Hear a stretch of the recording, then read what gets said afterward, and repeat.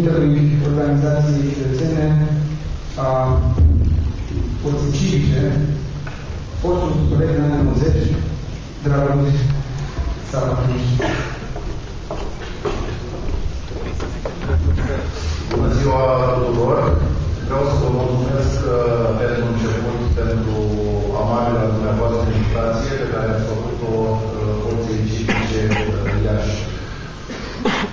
Istoria politică românească ne-a demonstrat că alianțele politice, alianțele între partide care au ideologii diferite, nu rezistă.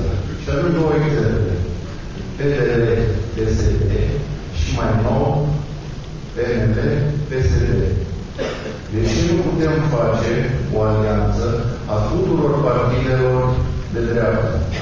De aceea, Forța Civică face un apel la unitatea forțelor politice de dreapta din Iași.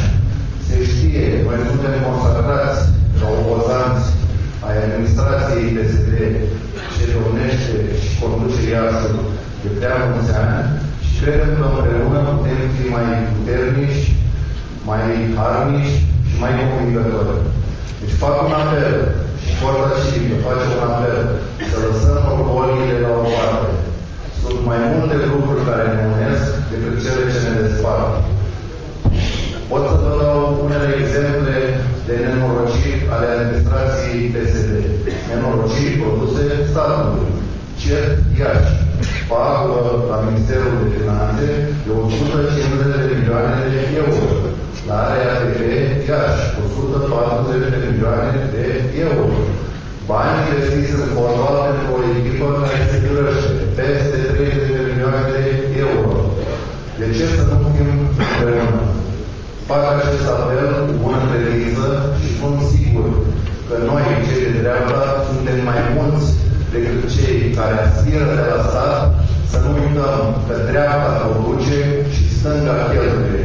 Deci fac acest apel călduros la dumneavoastră și vă asigurăm de prietenia și corectitudinea noastră politică și sunt sigur că vom fi mai repede sau mai târziu împreună.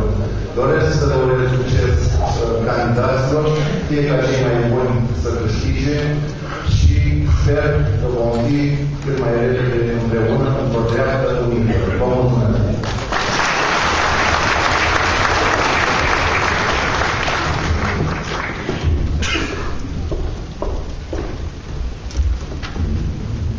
Pentru ca pe bandă să rămână cumva ce să spun, datorită la RATP care s-a registrat €1 milion, nu mare.